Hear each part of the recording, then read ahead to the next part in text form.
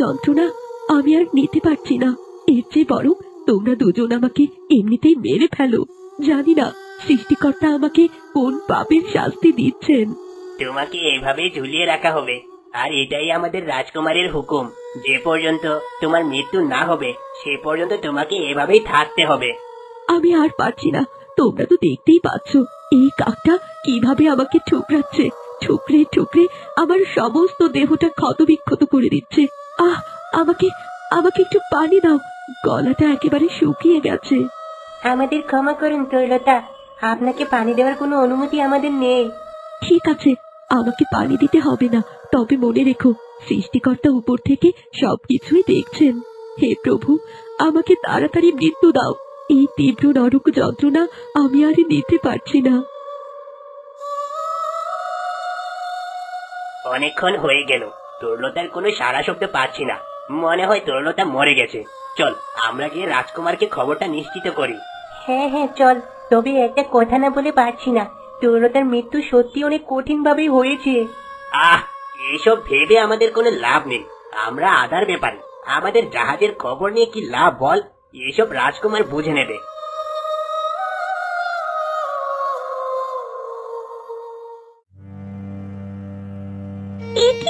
একই দৃশ্য দেখছি আমি। না না, এ হতে পারে না। আমাদের তরুলতা মরে গেছে। আহারে, কি নির্মম মৃত্যু হয়েছে আমাদের তরুলতার। সারা গা একেবারে রক্তাক্ত হয়ে আছে। হে প্রভু, তুমি তো সবকিছুই দেখতে পাচ্ছ। যারা তরুলতার উপর এমন নির্মম অত্যাচার করেছে তাদেরকে তুমি শাস্তি দিও। না না, এই সন্ধেবেলা গভীর জঙ্গল দিয়ে হেঁটে যাওয়া একদম ঠিক হচ্ছে না। আর তোমার ঘরের বাইরে বের হওয়াই উচিত হয়নি। কি করবো বলো, আমার মায়ের শরীরটা একদম ভালো নেই, আর তাই তো আজকে তোমাকে নিয়ে মায়ের বাড়িতে ঘুরে এলাম। সাবধানে হাঁটো, এখন তুমি গর্ভবতী। যদি তোমার গর্ভের সন্তানের কোনো ক্ষতি হয়, আমি যে নিজেকে ক্ষমা করতে পারবো না। আহ, মরে গেলাম। কত করে তোমাকে বললাম একটু সাবধানে চলাফেরা করো। তুমি তো আমার কোনো কথাই শুনছো না। খুব বেশি লেগেছে নাকি? দাঁড়াও, এখানে একটু শান্ত হয়ে বসো। ওগো, আমার পেটে খুব ব্যথা করছে। আমার মনে হয় প্রসব ব্যথা শুরু হয়েছে। আমি আর থাকতে পারছি না। হে প্রভু, এখন আমি কি করব?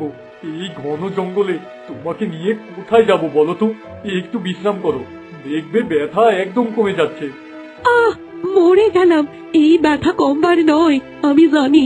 এইটা কোনো সাধারণ ব্যথা নয় যে কমে যাবে। এইটা হলো সন্তান আগমনের পূর্বাভাস।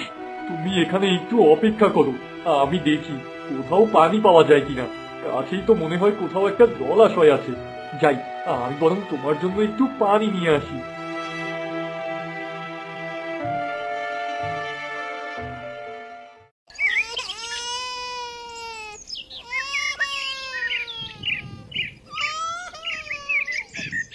এ কি, আমার তো মেয়ে হয়েছে। ওগো, তুমি চোখ মেলে দেখো, একেবারে চাঁদের মতো মুখ। আমার মেয়েটার গায়ের রং ধবধবে সাদা। আজ থেকে তোর নাম দিলাম শ্যামা।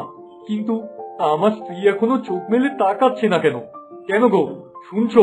ওঠো, আমাদের যে বাড়ি ফিরতে হবে। এ কি, আমার স্ত্রীর হাত এত ঠান্ডা কেন? হে প্রভু, আমার স্ত্রী তো নিঃশ্বাসও নিচ্ছে না। তার মানে কি ও মারা গেছে?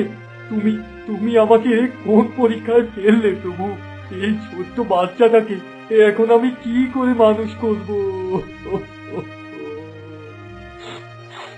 আমার লক্ষ্মী সোনা, এখন থেকে তোর সব দায়িত্ব আমার। তোর বাবা তোকে খুব ভালোবাসবে। মায়ের অভাব কোনোদিন বুঝতে পারবি না তুই। আজ আমার একদম বাড়ি ফিরে যেতে ইচ্ছে করছে না। আজকে সকালটা সত্যি অনেক সুন্দর। ইচ্ছে করছে নদীর পাড়ে অনেকটা সময় কাটিয়ে দিই, কিন্তু না না, আমাকে বাড়ি ফিরতে হবে। তা না হলে মা আমাকে খুব মারবে।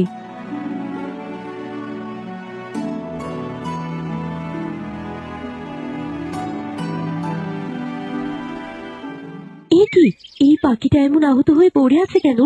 আহারে, এই পাখিটার শরীর থেকে অনেক রক্ত ঝরছে। না না, এই পাখিটাকে এভাবে ফেলে রাখলে হবে না। ওকে সেবা করে আমি সুস্থ করে তুলবো। তরুলতা, এই কাকে দেখছি আমি? এ তো আমাদের তরুলতা। এই তরুলতা, তুমি আমাকে চিনতে পারছো না? আমি তোমার বন্ধু।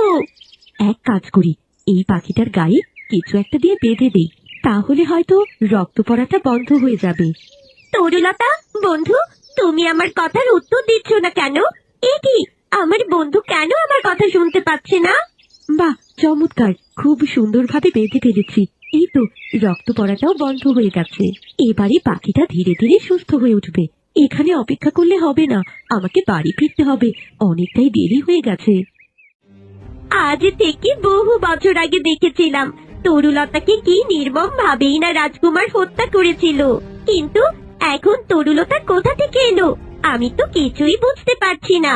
এই তো, তরুলতা ধীরে ধীরে আমার দিক থেকে চলে যাচ্ছে। দাঁড়াও দাঁড়াও তরুলতা, যেও না। মুখপুরি, এতক্ষণ তোর বাড়ি ফেরার সময় হলো। তোকে কতবার বলেছি বাড়ির বাইরে ঘুরবি না। মাটা তো জন্ম দিয়েই মরে গেছে, সব আপদ আমার ঘাড়ে ফেলে রেখে গেছে। দয়া করে আমার সাথে খারাপ ব্যবহার করো না। বিশ্বাস করো, আমি দেরি করে বাড়ি ফিরতে চাইনি। রাস্তা দিয়ে আসার সময় দেখি একটা পাখি পড়ে আছে। পাখিটা খুব আহত ছিল। পাখিটাকে সেবা করতে গিয়েই দেরি হলো। পাখিটাকে সেবা করে একেবারে আমাকে উদ্ধার করেছি শতভাগী। আর এক মুহূর্ত দেরি না করে এখনই রান্না বান্না শেষ কর। কিন্তু এ কি, তোর পড়শি, তাতে পানি এত কম কেন? আর বলো না মা, পাখিটাকে যখন সেবা করছিলাম তখন খানিকটা পানি ওখানেই পড়ে গেছে। কি, তোর এত বড় সাহস! দেরি করে বাড়ি ফিরেছিস, এরপরও পানি আনিসনি? আজ তোকে আমি মেরেই ফেলবো। আমার হাত থেকে তোকে কেউ বাঁচাতে পারবে না। দয়া করে আমাকে মেরো না মা, আমার খুব লাগছে মা। এ কি করছো তুমি? আমার মা মেয়েটার গায়ে তুমি আবার হাত তুলছো? তোমাকে কতদিন বলেছি আমার মা মেয়েটার গায়ে হাত তুলবে না। ছাড়ো বলছি, ছাড়ো, এখনই ওকে ছাড়ো, তা না হলে আজ খুব খারাপ হয়ে যাবে বলছি। ছাড়বো না, এই হতভাগীকে আজ আমি কিছুতেই ছাড়বো না। ওর শেষ আমি দেখেই ছাড়বো। কেন, কি করেছে আমার মেয়ে? কোন অপরাধে তুমি ওকে শাস্তি দিচ্ছ? জানতে চাও তুমি তোমার মেয়ে কি করেছে? তোমার মেয়ে আজ এক মস্ত বড় অপরাধ করেছে। সেই সকালবেলা কলসি কাকে পানি আনতে গেছে, আর বিকেলে বাড়ি ফিরেছে খালি হাতে। দেখো, কলসিতে এক ফোঁটা পানি নেই। মা, আমাকে ক্ষমা করে দাও মা, আর এমনটা হবে না। আমি এখনই তোমাকে আবার পানি এনে দিচ্ছি। তুমি আমাকে আর মেরো না মা। আজকের মতো তোকে আমি ছেড়ে দিলাম, কিন্তু মনে রাখিস, কাজে যদি আর কোনোদিন ভুল হয় তাহলে তোর বাবাও তোকে বাঁচাতে পারবে না।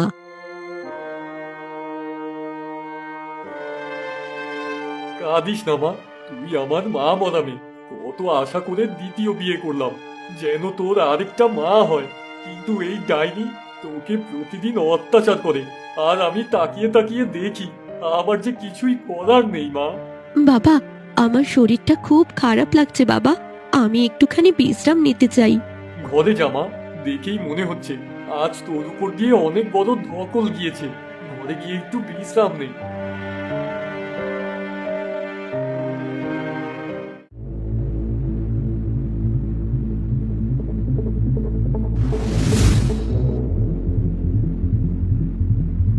এ কি, এই স্বপ্নটা আমি আবার দেখছি।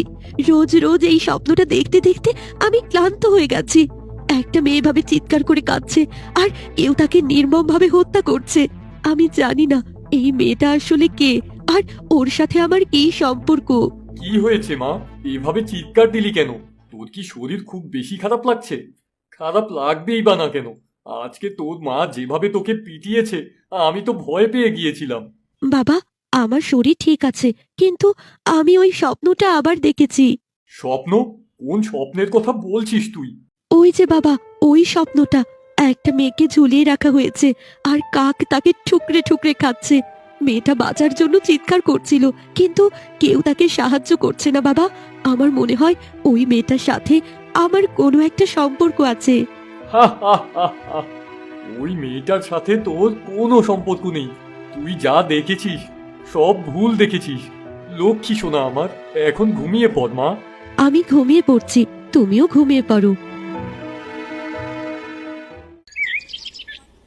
তরুলতা, এই তরুলতা, কোথায় যাচ্ছিস তুই? আমাকে চিনতে পারছিস না? আমি তোর বুড়িমা, আজ কত বছর পর তোকে দেখলাম, সেই চোখ, সেই মুখ কিছুই যেন বদলায়নি। আপনি আপনি কাকে ডাকছেন? আমার নাম তো শ্যামা। শ্যামা? শ্যামা বলছিস? তোকে দেখে কি কেউ বিশ্বাস করবে? চোখ দুটো, মুখটা ঠিক আগের মতোই। তুই তরুলতা ছাড়া আর কেউ হতে পারিস না। আমাকে ছেড়ে দিন, আমি আপনাকে চিনি না। হায় হায়, এত বড় ভুল! এত বছর পরে ফিরে এলি, তবুও কিছুই মনে নেই। তুই কি জানিস না, তোকে এই জঙ্গলের মাঝেই মেরে ফেলেছিল রাজকুমার। তরুলতা? তরুলতা কাকে বলছেন আপনি? আমি তো কিছুই মনে করতে পারছি না। মনে করার সময় এসে গেছে মা। আজ থেকে 18 বছর আগে এই জঙ্গলে তোর জীবন কেড়ে নেওয়া হয়েছিল, আর আজকে তুই আবার জন্ম নিয়ে ফিরেছিস এক নতুন রূপে, নতুন নামে।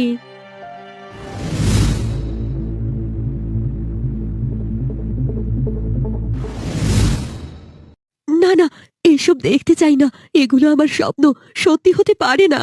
না মা, এগুলো স্বপ্ন নয়, এগুলো স্মৃতি তোর আগের জীবনের, তরুলতার জীবনের।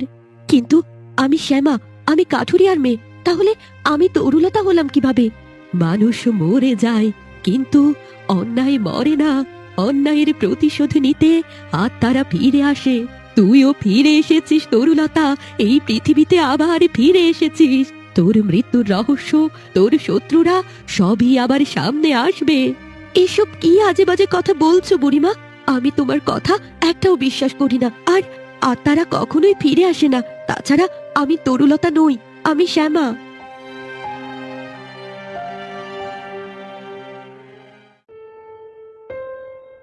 জানি না কেন বুড়িমা আমাকে তরুলতা বলে ডাকছিল।